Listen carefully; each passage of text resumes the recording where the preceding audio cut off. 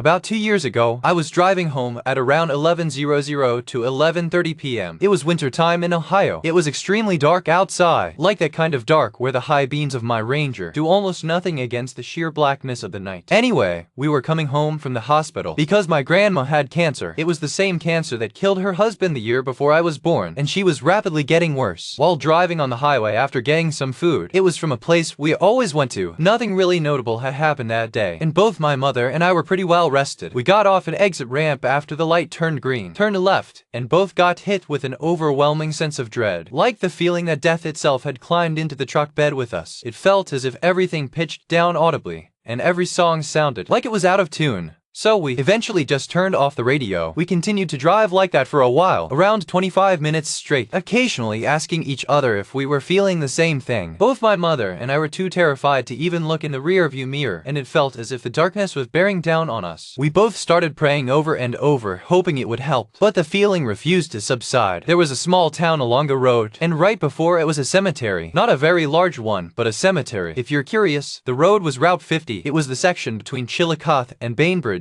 But what happened next occurred right before the cemetery, a little after the intersection with Lower Twin Road. I had slowed down at this point from 65 mph to about 50. We hadn't seen a single other car the whole time, which was strange, since there were always semi-trucks or dump trucks. After we passed the intersection, we both saw this large, pitch-black dog. It was about the height of the 4 logo on my 04 Ranger. It was in the opposite lane, not crossing the road, just standing there. It was looking right at us in a hyper-uncanny way. Like that kind of stare where you know it's locked onto not just the vehicle, but you specifically. It had a rather oversized, toothy mouth, and it was baring its teeth right at us. It didn't flinch for a moment, and as we passed it, my eyes darted over to my mirror. It had already turned around, and it was still looking at me. Both my mother and I audibly reacted at the same time, and we both described it to each other word for word. It wasn't wolf-like. It was like a giant, all-black, Greater Swiss mountain dog, and the eyes didn't look like a dog's eyes. They were much too large. After that, we drove through the tiny town of Bourneville. It had streetlights, and we used those to check our surroundings, but we saw nothing out of the ordinary, and the feeling we had only got worse, and we both kept seeing figures standing behind road signs. Eventually, we pulled into a school parking lot with ultra-bright white lights and motion cameras everywhere, but we couldn't see anyone or anything. The feeling we had was still suffocatingly present. After about 10 minutes, my mother urged me to continue our drive and go home. Once we got home, we drove into our carport and booked it inside. We stayed up for hours, guns in hand, waiting. After about 3 hours of silence, the feeling drifted away, and we eventually went and lay down. My mother and I still talk about this every once in a while, and our stories always match. I still have no idea what happened, but it felt like even our prayers couldn't help.